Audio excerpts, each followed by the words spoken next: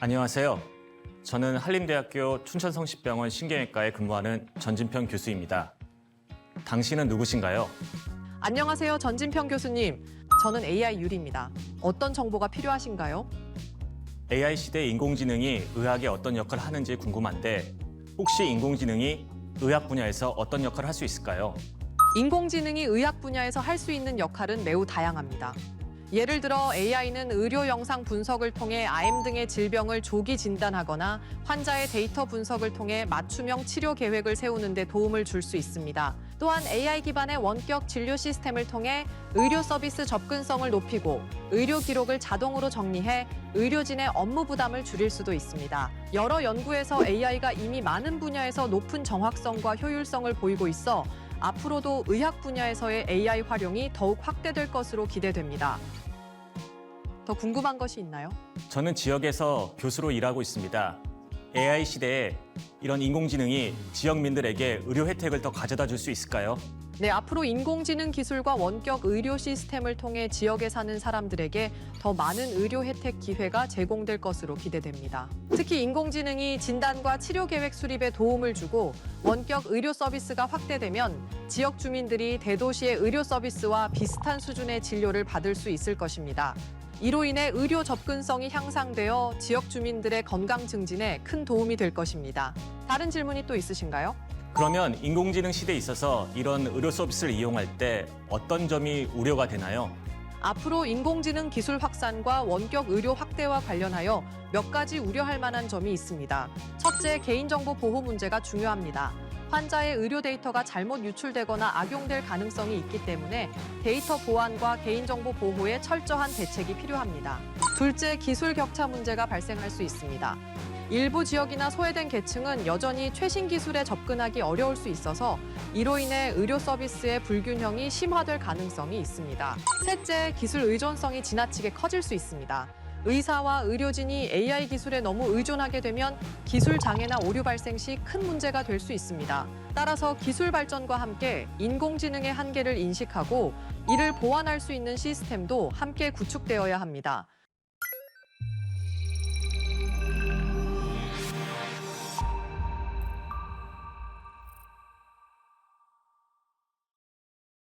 안녕하세요. 지역 생존 AI 프로젝트 우리 고향 부탁해 진행을 맡은 이승현입니다. 우리 일상으로 다가온 AI와의 협업을 통해서 지역 소멸 문제를 풀어보는 시간인데요. 오늘은 그 네 번째 시간으로 AI 우리 삶을 돌봐줘란 제목으로 이야기를 나눠보려고 합니다. 한림대학교 춘천성심병원 전진평 교수와 함께합니다. 안녕하세요. 네, 안녕하세요. 저는 주로 뇌출혈, 뇌경색, 그리고 사고 이후 발생하는 머리 질환을 진료하고 있습니다. 네, 앞서 AI 유리와 대화를 해보셨는데 어떠셨어요? 제 생각보다 정확하고 그다음에 논리적이어서 놀랐습니다. 다시 한번 이 인공지능이 우리 일상생활에 깊게 파고들었고 의료 분야 역시 인공지능이 향후 더 큰 역할을 할 것으로 기대하고 있습니다. 네, 의료 현장에서 인공지능이 얼마나 많이 활용이 될까 좀 궁금한데요. 교수님께서는 현장에서 얼마나 AI를 쓰고 계신지요? 사실 인공지능이 의료 현장의 모든 분야에 이용되고 있다고 보시면 될 것 같습니다. 일반적으로 알게는 흉부 엑스레이, 자동 판독뿐만 아니라 훨씬 더 고차원적인 영상, 쉽게 말하면 CT, MRI, 초음파는 물론 다른 영상에 대해서도 인공지능이 접목이 되어가지고 진단율을 높이고 효율성을 높이고 있습니다. 뿐만 아니라 소위 말해서 비정형 데이터라고 해서 심전도 또는 뇌파 등도 인공지능의 도움을 통해서 훨씬 빨리 정확하고 분명하게 진단을 할 수가 있습니다. AI에 대한 신뢰가 정말 높으신 것 같은데요. 네, 앞서 AI 유리가 답변을 했을 때 향후 의료 분야에 인공지능이 얼마나 긍정적인 영향을 미칠까라는 질문에 대해서 매우 긍정으로 답변이 나왔던 것 같아요. 앞서 교수님께서도 그런 의견이신 거죠? 네, 저도 어느 일정 부분은 동의합니다. 왜냐하면 현재까지 앞으로 예상되는 의료계의 문제는 의사들의 부족, 전문 인력의 부족이 되고 특히 국내 같은 경우는 인구 고령화가 되었기 때문에 필수 의료 인력의 부족이 향후 큰 문제가 될 것입니다. 이런 시대에 기존 방법으로는 이를 해결할 수가 없고 분명 인공지능 같은 새로운 수단을 이용해서 이를 극복해야 하기 때문에 인공지능을 이용한 활용은 더 이상 선택의 문제가 아닌 필수의 문제로 접근하는 것이 맞습니다. 그렇군요. 지역 생존 AI 프로젝트 우리 고향 부탁해 함께 하고 계신데요. 앞으로는 그 지역에 사는 사람들에게 의료 혜택의 기회 앞으로 더 늘어날 것이다. 여기에 대해서는 좀 긍정 찬성이신가요? 답변하기 어려운 질문입니다. 그렇죠. 왜냐하면 네. 질환에 따라서 질병의 빈도에 따라서 달라질 수가 있습니다. 하지만 한 가지 분명히 말씀드릴 수 있는 것은 필수 의료에 대해서는 지역분들에게 더 많은 의료 기회가 갈 거라고 저는 확신하고 있습니다. 네. 이유는 현재까지는 많은 부분에 있어서 필수 의료는 거점 병원 중심으로 운영이 되어 있었습니다. 다시 말씀드리면 시골 지역에 인프라가 부족하고 의료 인력이 부족한 지역에서는 필수 의료인 골든타임을 지키기가 거의 불가능하거든요. 네. 하지만 인공지능의 도움을 갖는다면 저희가 뇌출혈의 진단 같은 그다음에 치료를 연계할 수 있기 때문에 훨씬 많은 지역민들에게 현장 체감할 수 있는 그런 도움이 될 거라고 저는 생각하고 있습니다. 그렇군요. 반대로 또 모든 게 양면성이 있잖아요. 그 우려하는 부분도 있습니다. AI 유리도 역시 그 개인정보 유출, 의료정보 유출, 뭐 이런 부분에 대한 우려를 이야기했어요. 정확합니다. 사실 이제 더 이상의 의료는 의사 단독만의 행위라고 할 수는 없는 시대가 되었습니다. 즉, 인공지능 개발에 있어서 특히 의료 분야에서는 의사는 물론 여러 가지 정보업체 전문가들이 같이 함께 고민을 해야 될 것이라고 저는 생각을 하고 그런 측면에서 정보 보안 또한 상당히 중요하기 때문에 이것의 개발부터 적용까지 항상 같이 고민하고 이를 활용해야 된다고 저는 생각을 하고 있습니다. 네. 또 AI 유리는 기술 격차 문제를 지적을 했습니다. 그게 이제 지역에 따라서 AI 기술이 적용되는 지역도 있고 그렇지 않은 지역도 있을 텐데 역시 가장 필요한 부분은 의료 인력이 부족한 지역일 텐데 사실 첨단 기술은 또 서울이나 수도권 지역에 몰려 있을 것 같거든요. 이 부분에 대해서는 어떻게 생각하십니까? 기술 격차는 크게 두 문제로 접근할 수 있을 것 같습니다. 사용자 입장을 생각해 보시면 저희 같은 의료 인력이 사용하는 게 하나의 문제가 될 수 있고 하나는 실제 소비자, 즉 환자분들이 이용하는 게 문제가 될 수 있습니다. 저희 과거 컴퓨터를 이용할 수도 있고 없을 수도 있는 선택의 시절이 있었는데 이제 누구나 컴퓨터를 이용하지 않습니까? 네. 똑같습니다. AI 기술도 더 이상 어느 한 집단이 사용하는 것이 아니라 일반 분들도 사용하는 시대가 분명히 올 것이기 때문에 저는 먼저 소비자, 즉 환자분들이 AI를 사용할 수 있는 기술을 충분히 공부를 시켜야 된다고 저는 생각을 하고 또한 의료진 또한 개발되는 AI 기술을 갖다가 더 이상 사람에 비해서 떨어진다 생각할 것이 아니라 보다 적극적으로 수용해가지고 이걸 현장에 적용해가지고 앞으로 발전시켜야 될 것이라고 저는 생각합니다. 네. 전진평 교수님께서는 평소에 그 뇌혈관 질환과 뇌 손상 부분에 대해서 다양한 연구를 하고 계시고요. 또 최근에는 신경외과 최우수 학술상을 수상하셨다고 들었습니다. 어떤 연구였나요? 학술상을 수상한 것은 사고 난 다음에 머리에 손상을 입은 환자의 회복을 돕는 줄기세포 치료였습니다. 물론 줄기세포 치료가 AI랑 반드시 연관이 있느냐 한다고 한다면 연관이 있다고 할 수가 있습니다. 네. 왜냐하면 줄기세포 치료의 대상자가 되는 환자를 선택할 때 AI가 도움이 줄 수가 있거든요. 네. 즉 환자의 선택, 치료 방법, 언제 이런 거에 결정할 때 있어서 AI가 많은 도움을 줄 거라고 저는 생각을 하고 있고 그런 것들이 지금 많이 개발이 되고 있습니다. 더 이상 의료가 혼자만의 학문이 아니라 이제는 융합 학문이기 때문에 여러 분야를 누가 가장 잘 이용하느냐 그리고 새로운 걸 창조하느냐가 앞으로의 가장 큰 관건입니다. 네. 많은 기업에서 혹은 산업 현장에서도 AI가 정말 똑똑한 박사급 조교 같은 역할을 한다 뭐 이런 얘기도 하던데요. 의료 현장에서도 이제 많은 의료진들, 의료 인력난을 겪고 있다고 하던데 AI가 이런 부분을 많은 부분 좀 뭐 대체까지는 아니지만 보완할 수 있다고 보시는지요? 보완을 할 수 있다고 생각을 합니다. 네. 근데 그것도 일의 난이도에 따라서 틀릴 것입니다. 네. 왜냐하면 앞서 말씀드린 것과 같이 일의 숙련도라는 것은 결국은 판단을 어느 시점에 적절하게 하느냐라는 걸 말하기 때문에 그런 경험은 사실 쉽게 얻어질 수가 없습니다. 물론 기존의 데이터를 가지고 학습을 한다면 어느 정도 역량을 갖출 수가 있겠지만 나머지 부분을 아직까지는 사람이 실수를 하면 안 되기 때문에 전문적인 그런 소양을 갖춘 분들이 그거를 도와줘야 된다고 저는 생각을 하고 있습니다. 네. 네, 현재 근무하고 계신 곳이 춘천에 소재해 있잖아요. 그러다 보면 이제 서울 지역과의 어떤 차이랄까요? 격차랄까요? 아니면 좀 특성, 좀 다른 게 있을 것 같은데 지역에서 근무하시면서 어려운 점, 좀 제도적으로 보완이 됐으면 좋겠다 하는 부분이 있으실까요?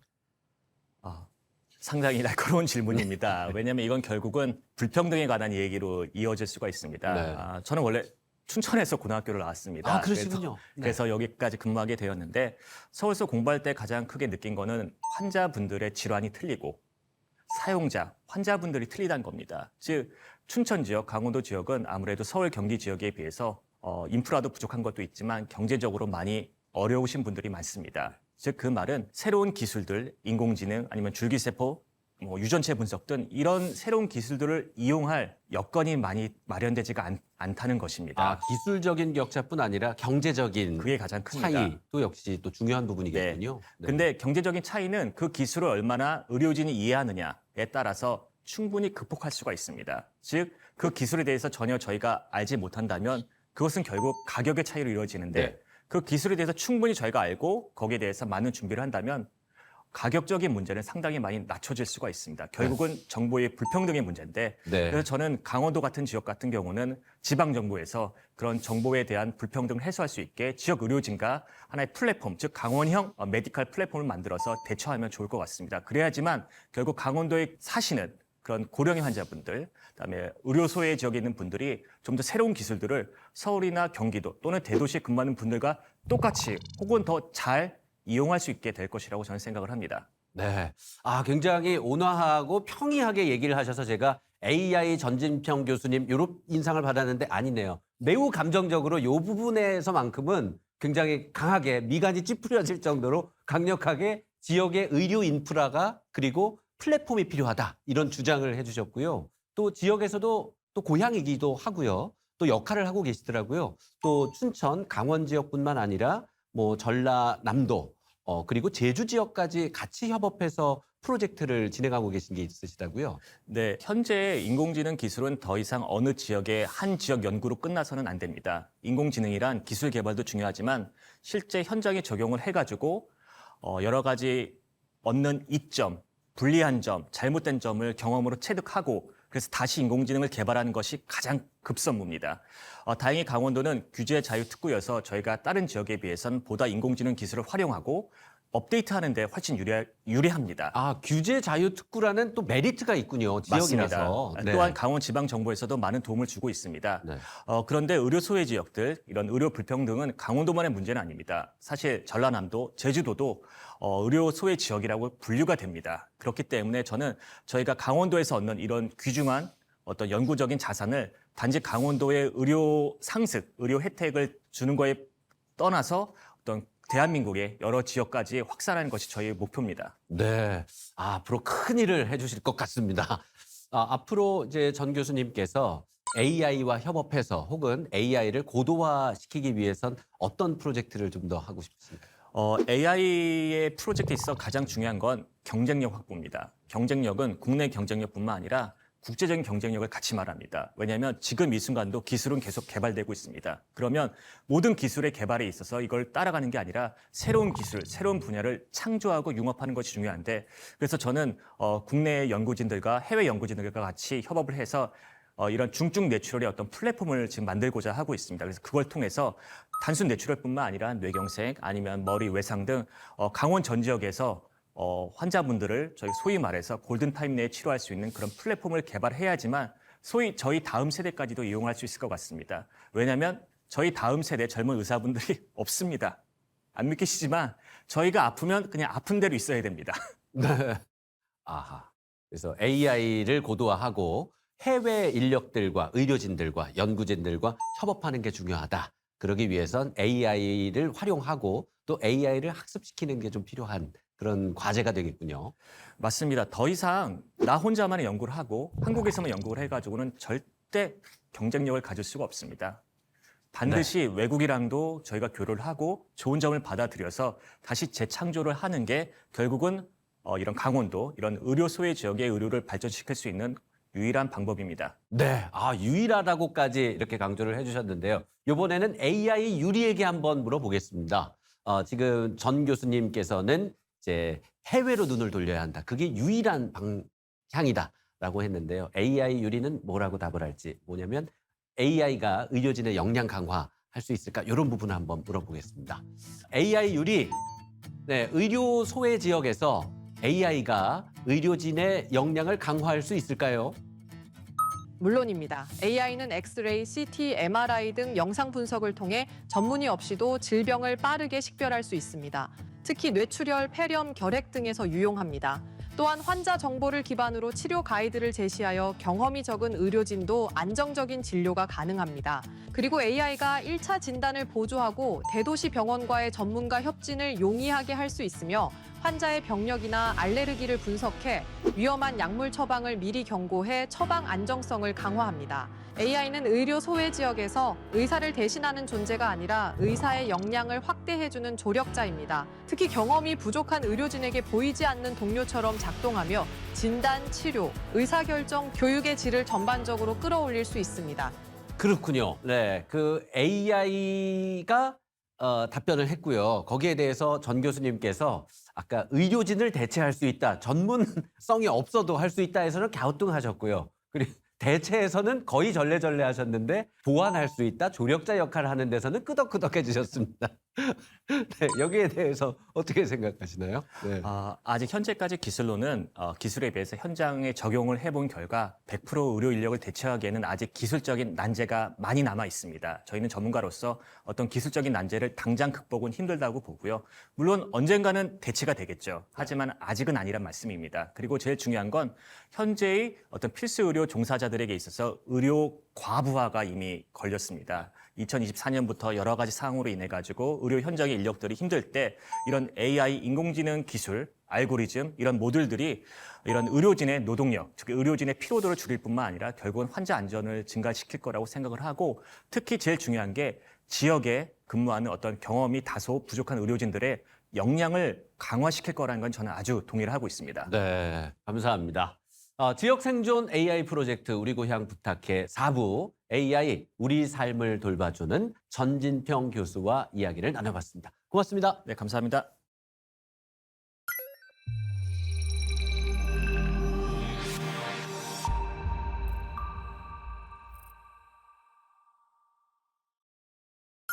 AI 요리, 오늘은 의료와 돌봄에 대해서 이야기 나누고 있는데요. 지역 의료 현실에서 가장 큰 문제는 뭘까요? 지방 도시의 의료 현실에서 가장 큰 문제점 중 하나는 의료 인력과 시설의 부족입니다. 특히 전문의를 포함한 의료 인력이 대도시에 집중돼 있어 지방에서는 의료 서비스의 접근성이 낮고 질 높은 의료 서비스를 받기 어려운 경우가 많습니다. 이로 인해 주민들은 복잡한 경우에는 대도시로 이동해야 하고 이는 시간과 비용 측면에서 큰 부담이 됩니다. 앞으로 AI와 원격 의료 기술을 통해 이러한 문제를 조금이나마 해결할 수 있는 방법이 모색되고 있습니다. 다른 질문 있으신가요? 자, 그럼 이번에는 지역의 돌봄 서비스에 대해서 어떤 문제가 있고 해결 방안은 뭘까? 여기에 대해서 좀 답변 부탁할게요. 지방 도시의 돌봄 서비스 문제는 여러 측면에서 나타납니다. 먼저 돌봄 인력의 부족이 큰 문제입니다. 대도시에 비해 인구가 적고 고령화가 심해 인력 수급이 쉽지 않아요. 또한 돌봄 서비스의 교육 및 인프라가 부족해 서비스의 질이 낮을 수 있죠. 마지막으로 이동의 불편함으로 인해 필요한 돌봄 서비스를 적시에 받지 못하는 경우가 많습니다. 이런 문제들은 종합적으로 해결해야 할 과제입니다. 다른 궁금한 점이 있으신가요? 네, 이런 지역 의료와 돌봄 서비스 문제를 해결하기 위해서 AI, 즉 인공지능이 어떤 역할을 할 수 있을까요? AI는 지역의 의료 및 돌봄 서비스 문제 해결에 여러 가지 방식으로 기여할 수 있습니다. 의료 분야에서는 원격 진료 시스템을 통해 환자들이 멀리 있는 전문의와 상담할 수 있게 도와줄 수 있습니다. 또한 AI 기반의 진단 도구는 의료진의 진단 정확도를 높이고 진료 시간을 단축할 수 있죠. 돌봄 서비스에서는 AI 로봇이나 센서 네트워크를 활용해 독거노인 등 취약 계층에 대한 모니터링을 강화할 수 있습니다. 이를 통해 긴급 상황 시 빠르게 대응할 수 있으며 데이터 분석을 통해 맞춤형 서비스를 제공할 수도 있습니다. AI는 이러한 기술을 통해 지역사회의 의료와 돌봄 시스템을 보다 효율적이고 접근 가능하게 만드는 데 큰 역할을 할 것입니다. 네, AI 유리는 앞으로 인공지능 시대가 다양한 기술을 통해 지역사회의 의료와 돌봄 시스템을 보다 효율적이고 접근 가능하게 만드는데 큰 역할을 할 것이라는데 긍정적인 전망을 내놨습니다. 그 전망이 현실이 되기를 소망합니다. 이번에는 노인복지와 지역사회 통합 돌봄 분야를 중심으로 활발하게 활동 중인 백석대학교 서동민 교수와 인터뷰를 진행해 보겠습니다. 질문은 인공지능이 직접 선별한 질문으로 인터뷰를 진행하겠습니다. 서동민 교수님, 안녕하십니까? 예, 안녕하십니까. 백석대학교 사회복지학부의 서동민이라고 합니다. 네, 교수님께서는 그동안 지역의 돌봄 시스템을 연구해 오셨는데요. 지역 인구 감소와 돌봄이 어떤 관계가 있을까요? 지역 소멸 문제는 먼 미래의 일이 아니라 이미 우리 주변에 나타나고 있는 현상이다라고 할 수가 있겠죠. 위험이 아니라 이미 발생하고 있는 위기다라고 하는 생각을 가질 필요가 있을 것 같습니다. 지역 소멸이라고 할 때 우리가 보통 출생 또는 사망을 주로 이야기하는데요. 사실은 이동이 정말 중요한 요소 중에 하나입니다. 과거에는 우리가 직장을 찾기 위해서 또는 교육을 받기 위해서 도시로 이동을 했는데요. 최근에는 보건의료 서비스 그리고 돌봄 서비스를 받기 위해서 어떻게 보면 가족 전체가 대도시로 이주하는 현상들이 생기고 있습니다. 본인이 살고 있는 곳에서 서비스를 받을 수 있는 시설 그리고 인력이 정말 절대적으로 부족하기 때문입니다. 네, 지역의 인구 감소를 해결하려면 그렇다면 결국은 돌봄 인프라를 구축해야 된다는 말씀이시군요. 예, 그렇습니다. 우리가 지금 나타나고 있는 이런 돌봄을 받기 위한 이동 현상을 돌봄 이주 현상이라고 할 수가 있을 텐데 이런 것들을 막기 위해서는 인력과 시설 인프라를 지역에 확충하는 노력이 무엇보다 전제돼야 된다라고 할 수가 있을 것 같아요. 네, 이번에는 지역 인구 감소와 지역 돌봄과 관련해서 AI 유리가 질문을 좀 드려보겠습니다. AI 유리 인터뷰 진행해 주시죠. 지방으로 갈수록 초고령 사회가 빠르게 진행되고 있습니다. 현재 지방자치단체의 돌봄 대응 역량 어떻게 평가하시나요? 우리 사회에서 인구 고령화 문제는 정말 오래된 이야기입니다. 그런데 드디어 우리가 초고령 사회, 슈퍼 에이지드 소사이어티라고 하는데요. 전체 인구 중에 20% 이상이 노인이 되는 사회에 직면했습니다. 또 한 가지가 이런 것들이 굉장히 빠른 속도로 일어나고 있다는 것이죠. 속도가 너무나 급속하다는 것입니다. 그래서 어느 지역이나 돌봄에 대한 대응이 필요합니다. 가장 기본적으로 할 수 있는 것이 건강보험, 노인장기양보험 또는 노인맞춤 돌봄처럼 전국 어디서나 받을 수 있는 이런 서비스들이 기본적으로 깔려 있어야 되고요. 또 지역의 여건이나 특성을 반영한 또 지역의 장점을 살린 이런 다양한 특화 서비스들도 만들어져서 제공이 될 필요가 있습니다. 몇 개 지자체들이 있어요. 정말 지역별로 이런 대응들을 체계적으로 이루어 나가고 있는 지역들이 있는데요. 충북 지역 같은 경우는 진천이 또 굉장히 앞서서 이 사업들을 진행을 하고 있기도 합니다. 오히려 의료기관 인프라가 부족하다는 것을 역으로 이용해서 그 기관과 함께 돌봄 스테이션이라는 걸 만들어서 뭐라고 할까요? 지역사회에서 병원으로, 다시 병원에서 지역사회로 이게 순환할 수 있는 그런 체계를 공공뿐만 아니라 민간 협업으로 만들어서 운영하고 있다라고 하는 것이 굉장히 큰 특징이라고 할 수가 있겠습니다. 교수님께서는 통합 돌봄 제도화 사업을 추진하는 데 역할을 하고 계신 걸로 알고 있습니다. 통합 돌봄 제도화가 어떤 내용을 담고 있는지 궁금합니다. 굉장히 오랜 기간 사실은 지역사회 통합 돌봄 선도 사업이라는 것이 진행이 되어 왔었고요. 최근에는 의료 요양 등 지역 돌봄의 통합 지원에 관한 법률이 통과되고 또 관련 시범 사업들이 전국 지자체에서 또 진행되고 있기도 합니다. 이 사업의 특성은 전국적으로 시행되고 있는 어떤 사업들을 진행한다는 것도 있지만 지역의 어떤 특징이 있는 돌봄 서비스를 개발해서 지역에 맞도록 수행한다는 것도 있죠. 어떻게 말하면 새로운 돌봄 서비스를 만드는 것과 함께 이것들을 어떻게 잘 엮어 나갈 것인가 하는 그런 고민들이 있을 것 같고요. 이것들을 하기 위해서는 무엇보다 민간과 어떤 공공의 협업 그리고 정말 다양한 기관들이 의사소통을 통해서 대상자 중심으로 서비스를 전달해 나가는 그런 어떤 구조적인 변화, 패러다임의 전환이다라고 말할 수가 있을 것 같습니다. 중앙정부 주도의 돌봄 서비스가 지역 특성을 충분히 반영하지 못한다는 지적도 있습니다. 지역 맞춤형 돌봄 시스템을 구축하기 위한 핵심 조건은 무엇일까요? 통합 돌봄 또는 돌봄 통합 지원이란 용어는 사실은 정확히 말하면 지역사회 통합 돌봄 지역사회 돌봄 통합 지원이다라고 말할 수가 있고요. 이것을 영어로 말하면 커뮤니티 케어입니다. 그러니까 결국에 케어도 중요하지만 그 핵심적인 개념은 커뮤니티죠. 그러니까 지역사회를 기반으로 해야 되고요. 이것은 공간적인 의미도 있지만 커뮤니티란 말 자체가 그렇듯이 공동체를 의미하기도 합니다. 지역 주민들이 이 주체로서 작동해야 된다는 것이죠. 하지만 다양한 케어 서비스들이 있지만 여전히 틈새와 공백들이 있습니다. 이런 틈새와 공백을 줄이기 위한 노력도 굉장히 중요할 것 같고요. 그 원인은 제도 간의 분절성이라든지 어떤 벽이라고 하는 부분도 분명히 있습니다. 나이가 들고 돌봄이 필요하더라도 지역사회, 정든 곳을 떠나지 않고 살고 싶은 것은 노인뿐만 그런 것이 아니라 모든 주민들이 그러실 거예요. 그래서 이 돌봄이라고 하는 것은 지역 주민에게 안심을 주고 우리 모두가 같이 살아갈 수 있는 여건을 만든다라고 하는 측면에서 중요성이 있고요. 따라서 이러한 인식들, 돌봄이 가지는 가치라고 할까요?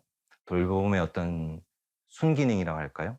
이런 부분들에 대한 어떤 긍정적인 인식, 가치 형성이 중요하고 이 돌봄이 비용이 아니라 투자다. 우리가 살아가기 위한 필수적인 투자다라고 하는 인식이 무엇보다 중요할 것 같습니다. 지역 소멸을 막기 위해선 일자리가 필요한데요. 돌봄 분야는 청년 일자리 창출 가능성도 있다고 봅니다. 어떤 전략이 필요할까요? 돌봄은 정말 정통적인 분야입니다. 돌봄을 하기 위해서는 가장 기본적인 것이 노동력이죠. 굉장히 전통적인 인식이고 합니다만 최근에 ICT나 로봇 등 정보통신 기술, 새롭게 발전하고 있는 기술들을 적용해서 돌봄 분야에 적용하는 사례들이 굉장히 많이 늘어나고 있습니다. 그러니까 돌봄은 전통적인 분야지만 또 새롭게 발전하고 있는 산업의 영역이기도 합니다. 지역에서 새로운 서비스와 또 돌봄, 일자리를 만들어내는 또 성장하는 시장이기도 하죠. 아직 열악한 것도 현실이긴 합니다. 전통적인 인적 서비스뿐만 아니라 ICT나 AI 등 또는 로봇을 활용한 다양한 시도들이 지역에서 이루어지고 있고요. 지역 돌봄 관련 시설을 확충하는 한편 또 이것을 지탱하기 위해서는 그곳에서 일할 인력들, 수급이라든지 또 그들의 처우를 개선하기 위한 노력도 같이 병행되어 나갈 필요가 반드시 있습니다. 그리고 새롭게 발전하고 있는 어떤 돌봄 기술들, ICT를 비롯해서요, 이 기술들을 개발하는 쪽, 그리고 이것을 실제 현장에 적용해서 경제성, 또 안정성, 또는 사용성을 한번 검증해보는 이것이 따로 갈 것이 아니라 함께 이루어지는 그런 어떤 시장 또는 뭐가 있을까요? ICT, 로봇 개발 환경이 조성될 필요가 있습니다. 그렇다면 돌봄은 새로운 일자리를 창출하는 우리가 성장 산업이다라고 이야기를 해볼 수가 있겠죠. 현장과 제도를 다 경험해 보신 입장에서 지금 시급하게 개선돼야 할 돌봄 정책은 무엇이라고 보십니까? 익히 알다시피 이 우리 복지 사업 그리고 돌봄과 관련된 제도나 어떤 서비스들이 굉장히 분절적으로 이루어져 왔어요. 또는 특정한 계층 또는 연령을 중심으로 서비스들이 제공되어 왔죠. 말 그대로 절대적으로 돌봄이 필요한 순간에만 특정한 기관에 의해서 돌봄 서비스가 제공이 됐습니다. 하지만 그것이 아니라 돌봄이 일정 부분 필요하더라도 그리고 다양한 기관들이 연계 협력을 해서 서비스가 제공될 수 있는 그런 정책 환경을 만들어주는 것이 중요하죠. 그래서 첫 번째는 지역 간 인력과 시설 인프라의 격차를 해소하고 균형적으로 발전해 나갈 수 있도록 하는 지원 정책이 무엇보다 선행되어야 될 필요가 있습니다. 근데 지금 어르신들이 가지고 있는 것은 굉장히 복합적인 욕구들입니다. 따라서 대상자를 서로 나누는 것이 아니라 대상자가 동일하더라도 필요한 서비스라고 한다면 협력해서 제공할 수 있도록 관련 연계 및 의료 체계를 권고적인 것이 아니라 법적인 것으로 그리고 공식적인 것으로 만들기 위한 어떤 그런 법 개정이 필요합니다. 그리고 마지막으로 돌봄과 복지 또 의료 분야에서 일하고 있는 다양한 전문 자격들이 있어요. 요양보호사, 의사, 간호사, 물리치료사, 작업치료사, 영양사 정말 많은 인력들이 지역에서 돌봄을 위해서 일을 하고 계십니다. 근데 서로에 대한 어떤 이해 그리고 서로에 대한 어떤 협업 가능하도록 관련 교육을 확충해야 되고요. 또 이들 인력을 안정적으로 수급할 수 있도록 전문적인 양성 교육 과정 그리고 지원 체계가 정책적으로 마련될 필요가 있습니다. 우리나라에서 운영 중인 돌봄센터 가운데 농촌형이나 산 간형 지역에 적합한 소규모 돌봄센터 모범 사례가 있다면 어떤 곳이 있나요? 가장 대표적인 사례가 몇 가지 있을 텐데요. 예를 들어서 경북 의성 같은 경우는 이미 분포해 있는 보건지소를 활용해서 복지와 보건, 인력이 함께 협업하면서 어르신들의 접점을 넓히는, 어르신들이 좀 용이하게 이용할 수 있도록 하는 그런 사업들을 진행하고 있기도 하고요. 또 섬이 많은 지역 같은 경우는 섬이 소멸이 되니까요. 중간섬이라는 걸 둬서 중간섬에서 어느 정도 일정 부분 회복하고 다시 본인이 살고 있던 그런 섬으로 돌아가실 수 있도록 하는 그런 사업들을 펼쳐나가고 있기도 합니다. 청양군 같은 경우는 돌봄 통합과 관련해서 주거라고 하는 부분을 좀 강조를 했습니다. 그러니까 기존의 주거 정책이 주로 공간만을 제공해드렸죠. 어르신들이 들어와서 사실 수 있도록. 근데 그것이 아니라 주거에다가 서비스를 넣는 작업을 했던 것이죠.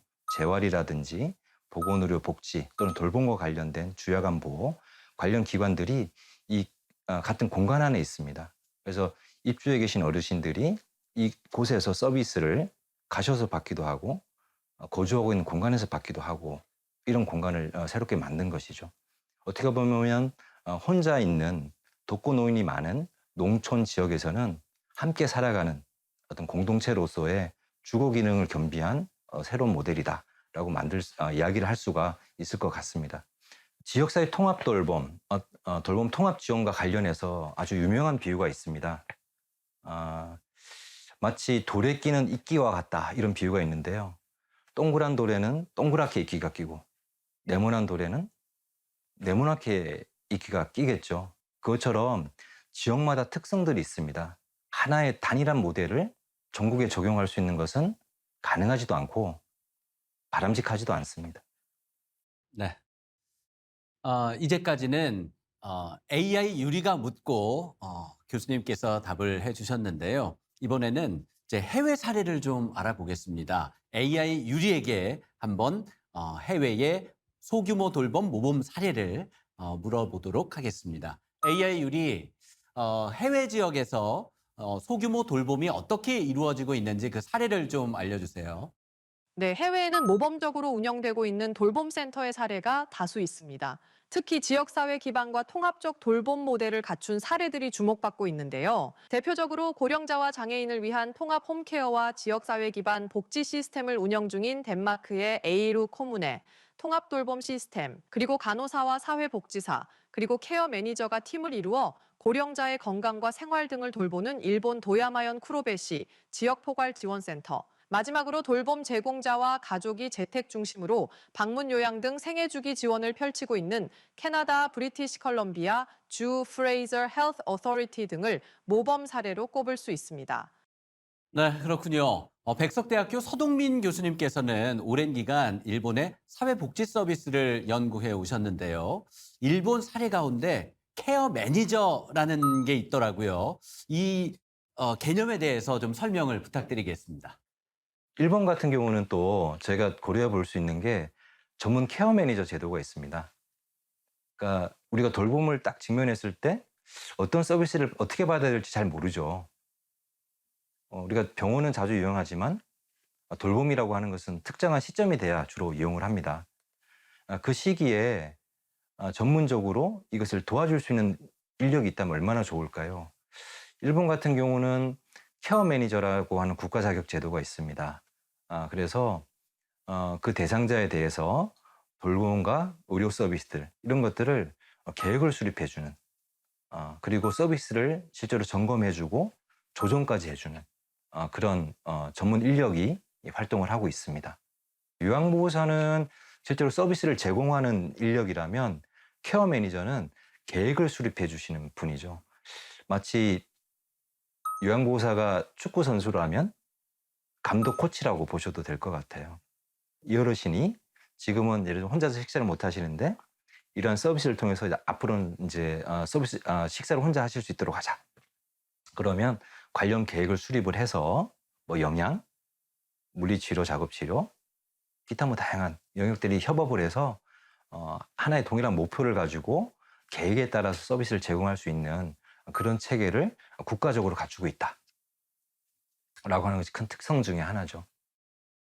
네, 지금까지는 AI 유리가 묻고 교수님께서 답을 해주셨는데 이번에는 AI에게 묻고 싶은 부분이 있다면 좀 질문해 주시죠. AI는 돌봄을 위해서 어떤 역할을 할 수 있습니까? 그리고 AI가 돌봄을 할 수 있을까요? AI는 돌봄 분야에서 다양한 역할을 할 수 있습니다. 예를 들어 AI 기반의 헬스케어 애플리케이션은 건강 상태를 모니터링하고 문제 발생 시 알림을 보내는 기능을 제공합니다. 미래에는 AI가 돌봄 분야에서 더욱 다양한 기능을 수행할 것으로 기대됩니다. AI는 고령자와 장애인을 지원하는 로봇에 탑재되어 물리적 보조와 함께 정서적 교감도 제공할 수 있습니다. 또한 AI 기반의 디지털 헬스케어 시스템은 개인의 건강 상태를 실시간으로 모니터링하고 이를 기반으로 맞춤형 건강 관리 서비스를 제공할 것입니다. 뿐만 아니라 AI는 가상 비서 역할을 하여 사용자와의 대화를 통해 정서적 지지를 제공하고 일상적인 문제를 해결하는 데 도움을 줄 수 있습니다. 이러한 AI 기술의 발전은 돌봄 서비스의 품질을 높이고 사람들에게 더욱 편안하고 안전한 환경을 조성하는 데 큰 역할을 할 것으로 예상됩니다. 네, 지금까지 AI 유리와 함께 백석대학교 서동민 교수 인터뷰 진행해 봤습니다.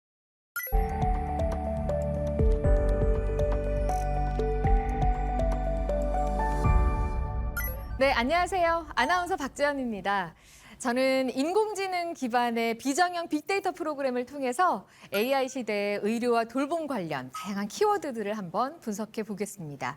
뒤에 보시면 AI 빅데이터 분석 프로그램이 열려 있습니다. 여기에 오늘은 돌봄이라는 키워드를 넣어볼까 합니다. 먼저 인터넷 상에서 언급되고 있는 돌봄과 관련한 전체 정보들을 한번 보고 계십니다.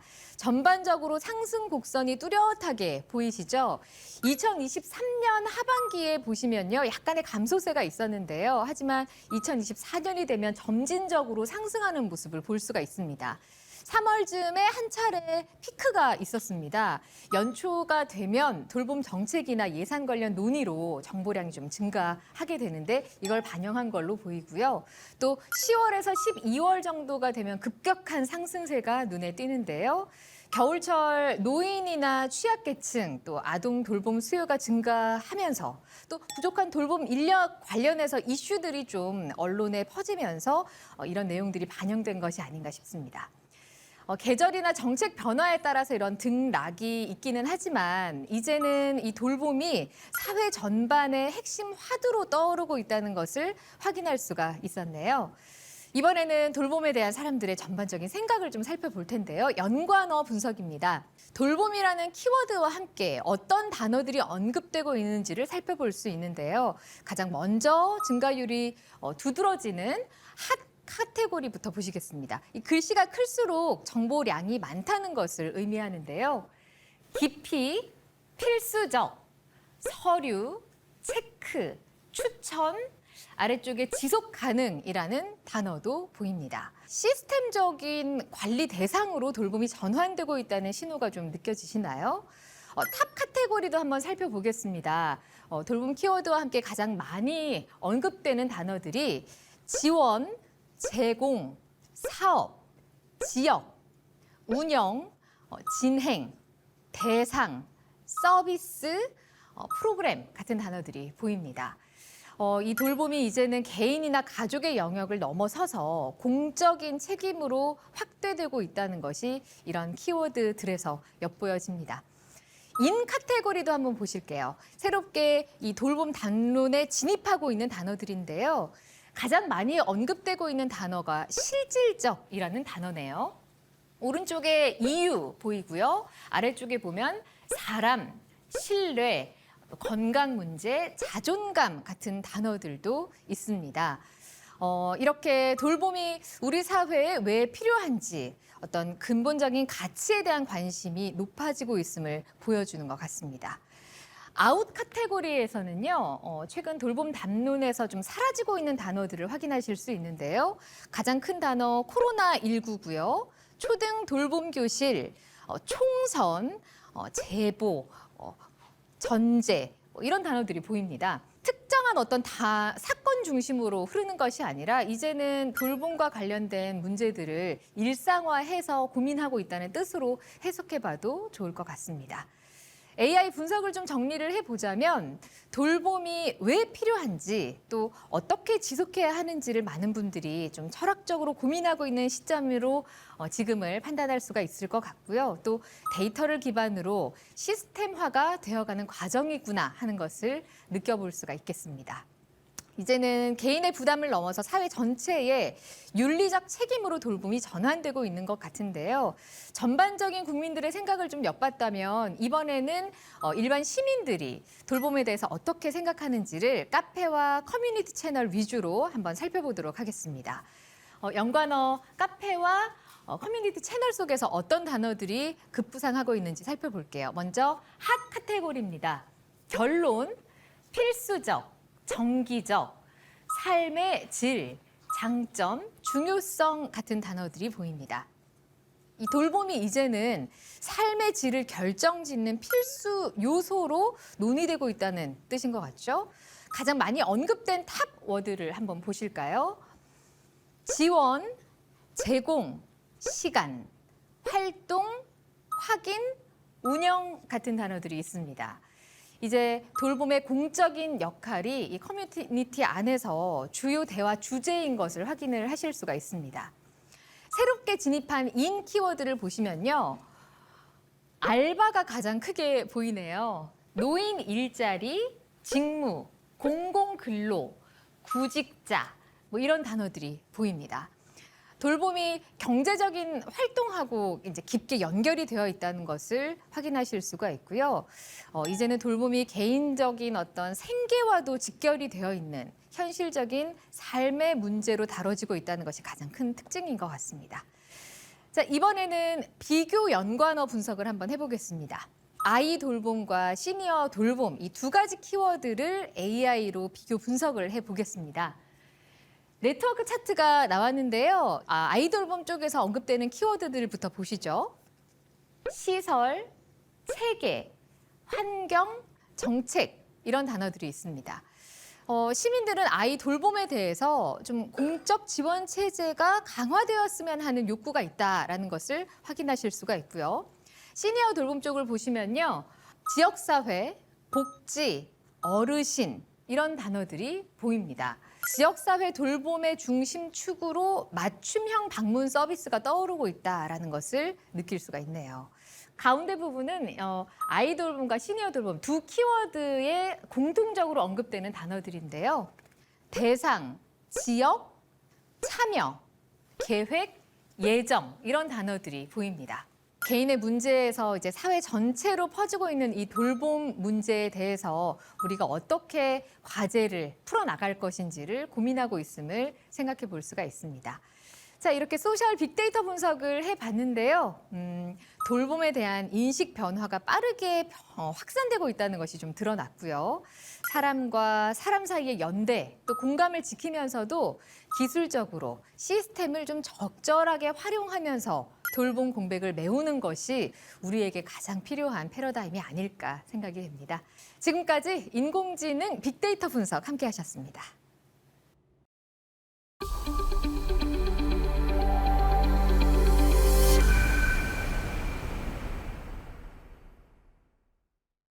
지역에서 보면은 그 의료 취약지, 예를 들면 뭐 산간이나 또 근데 그 섬 도서 지역이 있지 않겠습니까?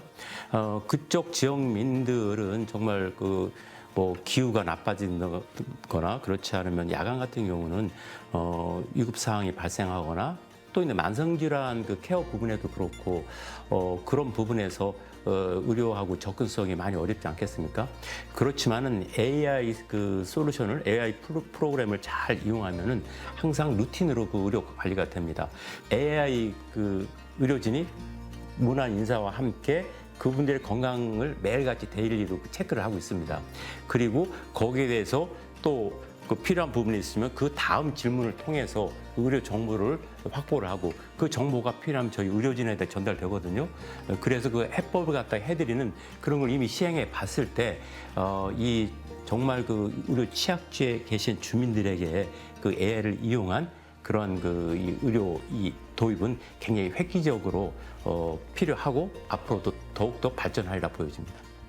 이 당뇨병, 암, 치매 이런 것들이 대표적인 노화성 질환이라 그러거든요. 그 메타포르민이라는 당뇨병 약이 있는데 이게 처음 나왔을 때 이제 이 임상 실험을 이렇게 했죠. 그랬더니 그거 먹어본 사람들이 일괄적으로 젊어진 기분이 든다고 그러더라는 거예요. 제 친구 중에 당뇨병 초기 진단 받은 친구가 있어요. 그래서 그 친구한테 야, 너 그러면 기왕이면 가서 메트포르민 좀 달라 그래봐 그랬거든요. 그랬더니 노화역전 그 연구하시는 교수님이 그러면 큰일 난다 그러시면서 하시는 말씀이 이렇게 노화역전 현상을 보이는 약들이 몇 가지 있었는데 그런 약들이 일반적으로 암을 창궐시킨다는 거예요. 지금 어떤 병에 어떤 약이 잘 들어도 왜 잘 드는지 잘 모르거든요. 그러니까 결국은 약을 개발한다는 것이 어떤 병에 관여하는 표적 단백질을 찾아서 그놈이 작동 못하게 만들어야 되는 건데 당뇨병 표적 단백질에는 들러붙어서 작동 못하게 하고 암 유전인자 쪽으로는 작동을 안 하게 정확하게 분자를 디자인하면 되는 건데 분자 디자인은 현재 너무 복잡해서 못하고 있어요. 시간이 너무 오래 걸리거든요. 정확한 거를. AI가 새로운 기회를 제공하고 있기 때문에 예측하기가 좀 쉽지 않은데 그래서 좀 바뀔 것 같다는 생각은 듭니다. 돌봄 공백을 메꿀 수 있는 하나의 어떤 그 방법으로서 수단으로서 AI를 충분히 활용할 수는 있을 것 같아요. 사람이 없어서 만들어지는 그 공백을 오히려 AI가 메꿀 수 있는 부분은 충분히 있습니다. 예를 들면 어떤 말벗을 해줄 수 있는 AI 로봇이 또 도입되기도 하고 지금 원주시에서도 많은 이제 어르신들이 그 귀여운 AI 로봇과 함께 또 지내고 계시기도 하고요. 이제 그런 어떤 어르신들의 움직임을 감지하는 또 센서가 있어서 어떤 어르신들이 일정 시간 만약에 움직임이 없다 그러면 이제 안전센터로 가요 신호가. 그럼 또 이제 거기에서 활동하시는 분들이 와서 어르신들이 어떤 일이 없나 무슨 일 없나 또 확인을 하러 또 오시기도 하고요. 그리고 또 AI로 좀 안부 전화 같은 걸 하기도 하고 그래서 어쩌면 사람들로만 100% 채울 수 없는 부분들은 정말 그런 AI와 그런 기술, 디지털 헬스케어 내지는 어떤 그런 것들을 좀 기대어서 같이 돌봄을 사람과 그 AI가 같이 병행하면서 좀 메꿀 수는 있다고 생각을 합니다. 그게 같이 병행이 돼야지 같이 지역 소멸에 좀 대응을 할 수 있을 거라고 생각합니다. MBC 강원 영동, 원주, 충북, 대전, 광주, 목포, 경남, 제주 MBC 공동기획 지역생존 AI 프로젝트 우리 고향 부탁해 오늘 4번째 시간이었습니다. 네, 지역생존 AI 프로젝트 우리 고향 부탁해는 인간이 묻고 AI가 데이터를 학습하고 분석하며 전문가와 지역 주민들의 목소리를 통해서 현실적인 해법을 모색하고 있습니다. 지역생존 AI 프로젝트 우리 고향 부탁해 다음 시간에는 오부 AI 위기의 농어촌을 살려줘로 함께하겠습니다. 고맙습니다.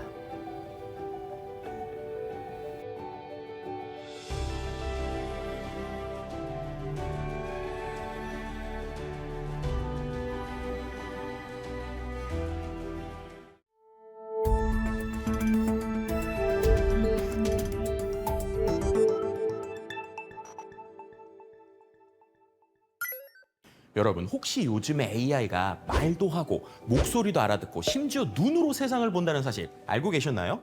맞습니다. AI가 단지 글자를 예쁘게 만들어주는 수준을 넘어서 이제는 말하고 듣고 보고 이해하는 AI, 다시 말해 멀티모달 AI의 시대가 본격적으로 열렸습니다. 멀티모달이라는 말 조금 생소하게 들리실 수 있는데요.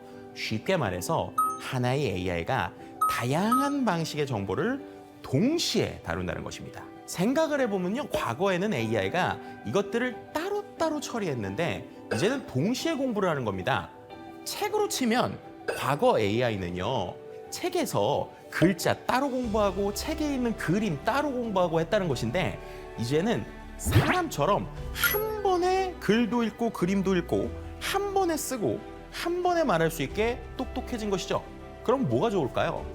예를 들어서 이런 장면을 한번 상상해 보세요. 스마트폰 카메라로 낯선 음식을 딱 찍으면서 이게 뭐야? 라고 물어봤더니 AI가 사진을 보고 이건 태국식 팟타이예요. 고수향이 강할 수 있습니다. 라고 바로 말한다는 겁니다. 놀라우시죠? 지금 이게 가능합니다. 바로 이게 멀티모달 AI입니다. 대표적인 사례로 오픈 AI의 GPT-4o 모델을 들 수 있습니다. 올해 공개된 이 모델은요, 정말 말 그대로 눈과 귀를 달고 나왔습니다. 텍스트, 음성, 이미지, 심지어 비디오까지 하나의 모델이 모두 처리할 수 있습니다. 게다가 반응 속도는 평균 0.32초. 사람 대화 수준으로 거의 실시간입니다. 기존 GPT-4보다 빠르고 사용 비용은 더 낮아졌습니다. AI가 진짜 사람처럼 반응하는 거죠. 구글도 만만치 않습니다. 제미나이 라이브라는 서비스가 있는데요. 스마트폰 카메라로 사물을 비추면 실시간으로 상황을 인식하고 화면 속 글자를 번역해주고 사용자의 질문에 말로 대답해줍니다. 예를 들면 요리하고 있다가 카메라를 켜고 이거 바질 넣는 거 맞지? 라고 물어보면 화면을 보고 AI가 네, 이건 바질이 맞고요. 마늘은 조금만 더 넣는 게 좋겠어요. 이렇게 실시간 피드백을 해준다는 거예요. 진짜 AI 셰프가 된 거죠. 회의나 출장 상황에서는 더더욱 유용합니다. 구글 미트 같은 경우에는 영어나 스페인어 간의 실시간 통역 기능도 제공되고 있고 국내에 있는 회의 서비스들도 한국어, 영어를 실시간 음성 번역으로 실현하고 있습니다. 제가 한국어로 말하면 상대방에게는 영어로 들리고요. 상대방이 영어로 말하면 저는 한국어로 듣게 되는 겁니다. AI가 통역사로 실시간 대기 중인 상황, 더 이상 먼 미래가 아니죠. 이런 기술이 왜 중요할까요? 이제 AI는 단순히 정보를 검색하고 요약해주는 도구를 넘어서 우리 일상을 함께 살아가는 동반자 혹은 디지털 비서가 되기 시작했기 때문입니다. 실제로 제 주변에서 해외 출장을 가는 사람들이요, 이 기능을 적극적으로 활용하고 있습니다. 메뉴판을 찍으면 바로 번역해주고요. 길을 물으면 실시간으로 안내해주고요. 현지 문화나 관습도 바로 설명해주니까 AI가 포켓 여행 가이드가 되는 셈입니다. 학생들도 마찬가지죠. 수학 문제를 카메라로 찍으면 풀이도 알려주고요. 과정도 설명해주고요. 영어 발음을 하면 실시간 피드백까지 줍니다. 심지어 수학 문제뿐만 아니라 역사 유적지를 찍었더니 그 장소의 역사, 인물, 사건까지 알려주니까 와, 그야말로 모바일 인공지능 교과서죠. 자, 한번 정리를 이제 해보겠습니다. 멀티모달 AI의 핵심은 입력의 다양성, 그리고 실시간 대응입니다. 이제 우리는 텍스트만이 아니라 이미지, 음성, 심지어 영상으로도 AI와 소통할 수 있게 되었습니다. 그리고 그 창구는 다름이 아니라 우리 손에 쥐어진 스마트폰 한 대입니다. 특별한 장비가 없어도 앱 하나만 설치하면 AI와 대화하고 보고, 듣고, 즉석에서 번역하고 조언까지 받는 세상이 벌써 시작된 것입니다. 더 이상 AI는 먼 미래의 기술이 아닙니다. 지금 이 순간에도 내 일상에 들어오는 친구이자 조력자입니다. 여러분들도요, 오늘부터 스마트폰 AI한테 한마디 건네보세요. 안녕, 지금 뭐 하고 있어? 분명 놀라운 경험이 여러분을 기다리고 있을 겁니다.